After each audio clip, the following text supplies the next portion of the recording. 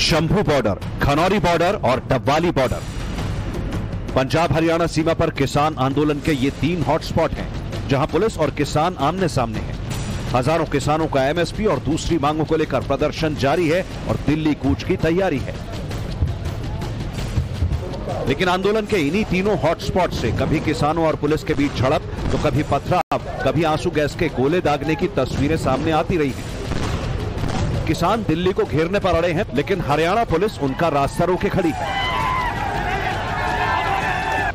एक अनुमान के मुताबिक पंजाब हरियाणा बॉर्डर पर 14,000 प्रदर्शनकारी, 2,000 ट्रैक्टर ट्रॉलियों में खाने पीने के खास बंदोबस्त, महीनों का राशन और ट्रॉलियों में रहने सोने की व्यवस्था, ऐसे तमाम इंतजामों के साथ आए हैं। प्रदर्शनकारियों के बीच पॉकलेन और जेसीबी जैसी भारी भरकम मशीनें भी पहुंच गई हैं।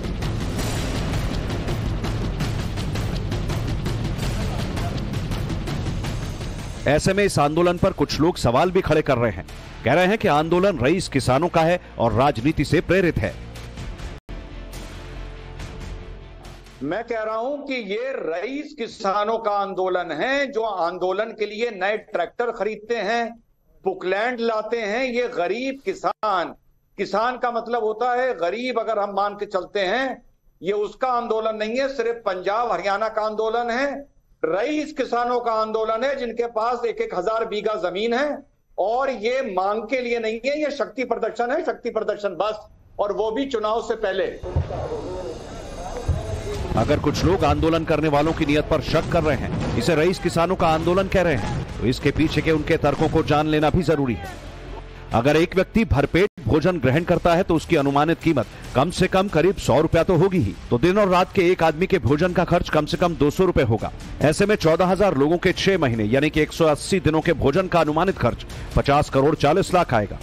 अगर एक शख्स के नाश्ते की बात करें तो कम से कम 25 रुपए की लागत आती है। इस हिसाब से सुबह शाम नाश्ते में एक व्यक्ति पर 50 रुपए का अनुमानित खर्च होगा और 6 महीने यानी कि 180 दिन के नाश्ते का अनुमानित खर्च 12 करोड़ 60 लाख रुपए होगा। नाश्ते और खाने के अनुमानित खर्च को जोड़ दें तो यह आंकड़ा करीब 63 करोड़ बैठेगा। कोई भी ये दावे से नहीं कह सकता कि किसान आंदोलन में 6 महीने का इतना खर्च है। ये सब केवल अनुमान है।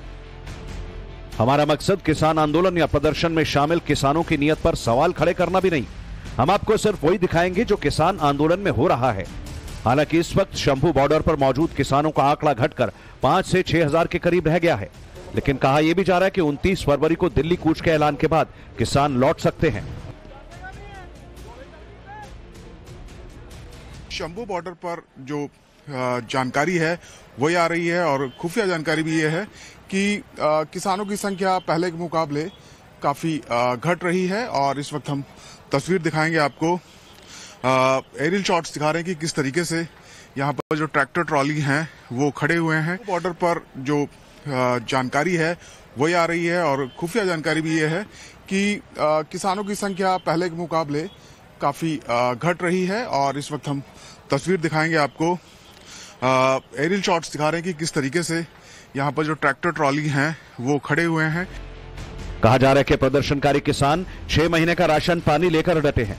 लेकिन टाइम्स नाउ नवभारत से बातचीत में कुछ किसानों ने यहां तक दावा किया कि वो 6 महीने नहीं बल्कि 1 साल का राशन पानी लेकर आए हैं, क्योंकि इस बार सरकार से लड़ाई आर पार की है। यहाँ पे अगर आप देखेंगे तो बड़ी संख्या में किसान मौजूद हैं, ट्रैक्टर ट्रॉलियां हैं, और ऐसा नहीं है कि एक दिन का इंतजाम है। यहाँ पे कितने दिनों का इंतजाम अप्रोक्सीमेटली होगा? चाहो साल लग जाओ, हमें ये परवाह नहीं, 2 साल लग जाओ, 3 लग जाओ। हमारी ट्रैली चेक कर लो, साल का सामान पड़ा है, लंगर भी है, सब कुछ जो भी है वो चाहेगा, जो भी चाहे तो चलो रही दिल्ली। तो जो लंगर का सामान है वो हमने साल का पैकिंग किया हुआ है। यानी कि इस बार पूरी की पूरी जो है वो आर पार का पूरी है, पूरी देखो इतने अपन रहना ही रहना, पूरी आर पार की लड़ाई है। साफ है कि आंदोलन में शामिल किसान महीनों की तैयारी करके आए हैं, लेकिन दूसरी तरफ पुलिस भी तैयार है। आंदोलन खत्म कराने के लिए बातचीत का दौर चल रहा है। सरकार ऑफर दे रही है, लेकिन किसान उसे नॉट प्रॉपर बता रहे हैं। इस बीच पुलिस और प्रदर्शनकारियों के बीच संघर्ष की तस्वीरें भी सामने आई। शुक्रवार 23 फरवरी को हरियाणा में किसानों और पुलिस के बीच टकराव हो गया। किसान हिसार के नारनौंद से खनौरी बॉर्डर जाना चाहते थे। पुलिस ने उन्हें रोकने के लिए आंसू गैस के गोले दागे। ये देख किसानों ने पथराव कर दिया तो पुलिस ने लाठीचार्ज किया। इस झड़प में 24 पुलिसकर्मी और 16 किसान घायल हो गए।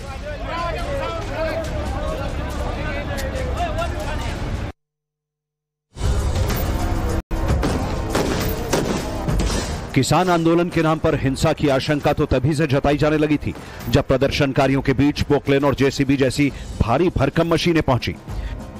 अब तो भारतीय किसान यूनियन मान के नेता ही इस पर सवाल खड़े कर रहे हैं, जांच की मांग कर रहे हैं। अब ये सरासर साबित हो गया, ये किसान ने, ये माओवादी, वामपंथी, कांग्रेसी, आप पार्टी के एजेंट है और इनका एक ही काम है कि देश में उपद्रवता मचाकर, अराजकता फैलाकर ये 1924 के जो चुनाव है उसमें मनसा है। इन्होंने दल्लेवाल ने सरेआम कह दिया कि मोदी का ग्राफ बहुत ज्यादा बढ़ गया है, राम मंदिर बनने के बाद उसको गिराव गिरने की साजिश है। हरियाणा पुलिस भी आशंका जता चुकी है कि पोकलेन और जेसीबी के इस्तेमाल से बॉर्डर पर कानून व्यवस्था की स्थिति खराब हो सकती है और ड्यूटी पर तैनात पुलिस कर्मियों की जान को भी खतरा हो सकता है। भारी मशीनें जैसे जेसीबी, पोकलेन, हाइड्रा इत्यादि को धरना स्थल पर लेकर ना आए, क्योंकि शरारती तत्वों द्वारा इनका प्रयोग पुलिस बल पर हमला करने के लिए किया जा सकता है, जिससे जान माल की नुकसान होने की संभावना है। किसान आंदोलन में अब तक 7 मौतें हो चुकी हैं। अलग अलग वजहों से 4 किसानों समेत 3 पुलिस कर्मियों की मौत हो चुकी है। कोई भी नहीं चाहता कि पुलिस और प्रदर्शनकारियों में हिंसक टकराव हो। फिलहाल शंभू बॉर्डर पर इस वक्त आंदोलनकारियों के पास 3 से 5 पोकलेन मशीनें मौजूद हैं। कई जेसीबी मशीनें भी हैं जिनमें 2 मॉडिफाइड हैं। अनुमान के मुताबिक एक पोकलेन मशीन 2.25 लाख रुपए प्रति महीने के किराए पर मिलती है। ऐसे में 5 पोकलेन मशीनों का 6 महीने का अनुमानित किराया 13.5 लाख रुपए बैठता है। वहीं जेसीबी मशीन कम से कम 1000 रुपए प्रति घंटे के हिसाब से किराए पर चलती है। शिफ्ट के हिसाब से देखें तो एक मशीन का किराया कम से कम 8000 रोज का हुआ, 2,40,000 महीने का किराया और 6 महीने का 14,40,000। इस हिसाब से सिर्फ 2 मॉडिफाइड जेसीबी मशीनों का 6 महीने का अनुमानित किराया 28,80,000 रुपए बैठता है। इसलिए सवाल उठाने वाले पूछ रहे हैं कि प्रदर्शनकारियों पर इतना जो खर्च हो रहा है उसका पैसा कहां से आ रहा है। किसानों के रहने से लेकर खाने पीने के खर्च और भारी भरकम महंगी मशीनों को लेकर भी लोग आशंका जता रहे हैं कि कहीं ना कहीं प्रदर्शनकारियों को फंडिंग की जा रही है। हालांकि फंडिंग की कोई पुष्टि टाइम्स नाउ नवभारत नहीं करता, लेकिन इन सवालों के जवाब हमारी टीम ने शंभू बॉर्डर पर मौजूद प्रदर्शनकारी किसानों से ही जानना चाहा। उन लोगों को क्या जवाब देंगे जो लोग कह रहे हैं कि जो फंडिंग हो रही है, जेसीबी मशीन आ रही है, अलग अलग मशीनें आ रही हैं, तो आखिर ये पैसे कहां से आ रहे हैं? वो गलत है। पंजाब के पास इतना सरप्लस अनाज है, आप जानते हैं, जो सरकारी पूल है उसमें गेहूं 50% पंजाब की है और जो धान है वो 75% पंजाब का है। वैसे मध्य प्रदेश और उत्तर प्रदेश में खूब होता है गेहूं भी और धान भी, पर उनकी आबादी इतनी है वो वहीं खपत हो जाती है उनका अनाज। अगर देश को जो बचा रहा है वो केवल और केवल पंजाब ही है। आरोप है बिल्कुल गलत है। जो फंडिंग कोई नहीं हो रही, हमारे घर से ना जा रहा है, हम खा रहे हैं और कोई फंडिंग नहीं है। बिल्कुल झूठा ही कोरा ही एक इल्जाम लगा रहे हैं। ऐसा कुछ भी नहीं, ऐसा कुछ भी नहीं, बिल्कुल भी। दाजी कुछ लोग कह रहे हैं कि बाहर से भी, कनाडा से एनआरआई जितने लोग हैं वो लोग भी कुछ पैसे भेज रहे हैं, इसमें कितनी सच्चाई है? बाहर से कोई पैसा नहीं दिया, कोई पैसा नहीं। बाहर अपने खर्चे भी हैं, उनका अपने परिवार भी हैं।